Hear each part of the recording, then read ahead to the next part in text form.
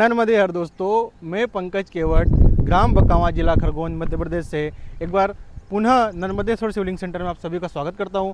दोस्तों, जैसा कि आप लोगों को पता होगा कि हम लोग पीछे जो माँ नर्मदा बह रही है, इनके पत्थर से नर्मदेश्वर शिवलिंग के निर्माण का काम करते हैं।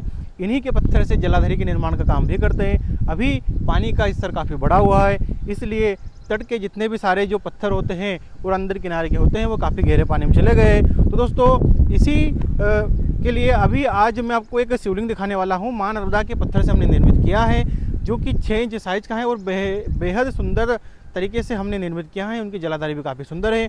तो यह जो शिवलिंग है, यह माँ नर्मदा के पत्थर से निर्मित किया गया है और इसी को नर्मदेश्वर शिवलिंग कहा जाता है।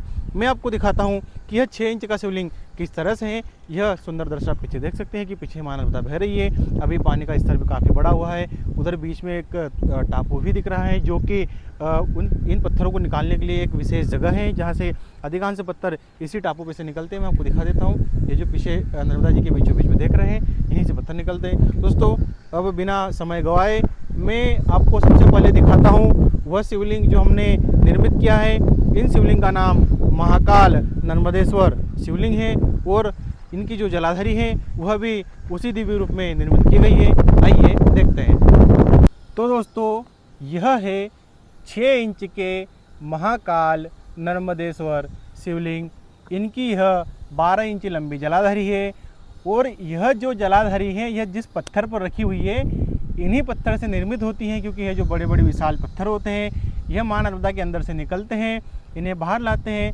कभी कभी छोटे टुकड़ों को काटकर भी जलाधरी का निर्माण करते हैं, कभी कभी ऐसे बड़े पत्थर रहते हैं, इन्हें काटकर जलाधरी का निर्माण करते हैं। तो यह जो शिवलिंग है, यह महाकाल प्रकार में है, यानी कि यह जो शेप है, इस प्रकार के शेप को महाकाल कहते हैं। इस कलर को महाकाल नहीं कहते, लेकिन यह जो शेप होता है, लंबवत होता है और सामने से ऊपर से चपटा होता है, इन्हें महाकाल कहते हैं। और यह 6 इंच ऊँची, आप मेरी हथेली देख सकते हैं कि हथेली से थोड़े छोटे हैं, यानी कि हमारी जो हथेली होती है वो 6 इंच की होती है।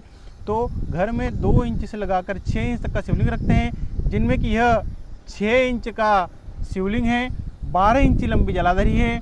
यह जो जलाधरी है, यह भी माँ नर्मदा के पत्थर से ही निर्मित है।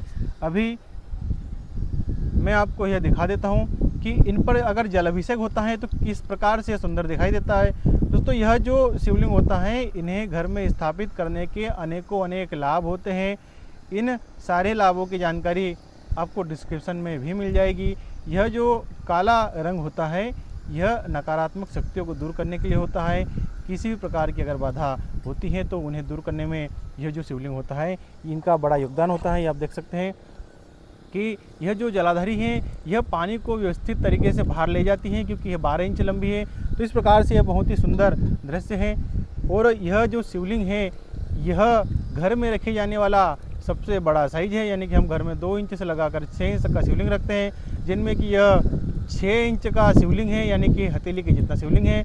और इन्हें घर में स्थापित किया जा सकता है। कई लोगों का यह प्रश्न होता है कि क्या इतने बड़े शिवलिंग को घर में रख सकते हैं? तो बिल्कुल रख सकते हैं। मैं आपको यह उठाकर दिखा देता हूँ। यह दोस्तों, यह जो शिवलिंग है, यह बहुत ही सुंदर तरीके से निर्मित किया गया है।